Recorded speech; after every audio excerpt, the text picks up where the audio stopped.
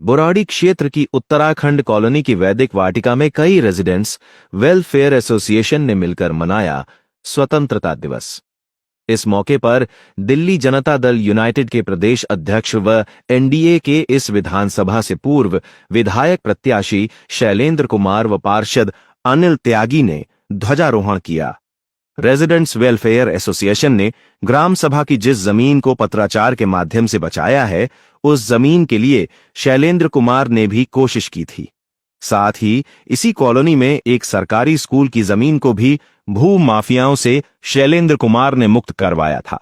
यहां की जनता ने इस सरकारी जमीन को सामुदायिक केंद्र आदि के लिए प्रयोग करने की मांग की है, जिसका वायदा शैलेंद्र कुमार ने भी किया है कि यदि दिल्ली में भी एनडीए की सरकार आती है तो वह खुद इसको विकसित करवाएंगे।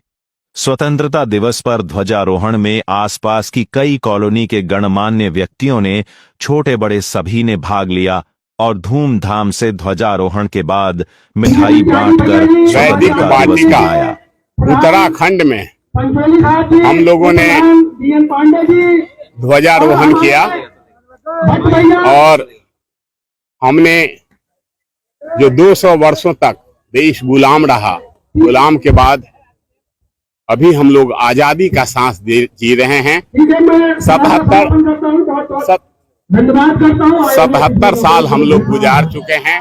78वां साल में हम लोग प्रवेश कर गए हैं।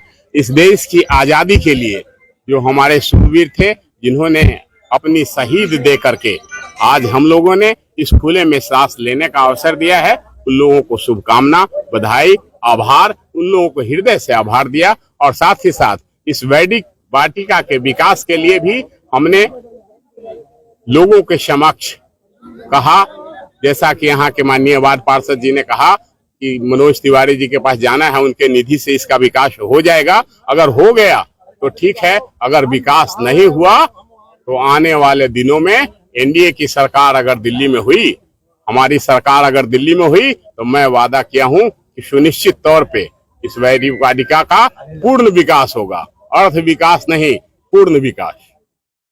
स्कूल का मुद्दा भी उठाया था ग्राम सभा का यहाँ का, और इस वाटिका के लिए भी आपने संघर्ष किया है, क्या कहेंगे इस पर? स्कूल हमने ग्राम सभा में जो जमीन, जो स्कूल का जमीन था, उस पर बहुत बार मुद्दा उठाया, बहुत बार धरना प्रदर्शन किए।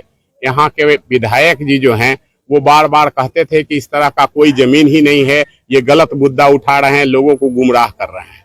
बाद में जब जमीन हमने यहाँ के शिक्षा मंत्री से मिलकर के, डीओ डिस्ट्रिक्ट एजुकेशन ऑफिसर से मिलकर के वो जमीन जब अलॉट हो गया, तब वो कूदने लगे कि जमीन तो यहाँ है। बाद में उन्होंने फंड भी दिलाया। आज आप देख रहे हैं कि स्कूल निर्माणाधीन है और आने वाले कुछ वर्षों में यहाँ के बच्चे इस स्कूल में भी जाएंगे। उसी तरह ये वैदिक वाटिका भी थोड़ा सा इंतजार करने की जरूरत है।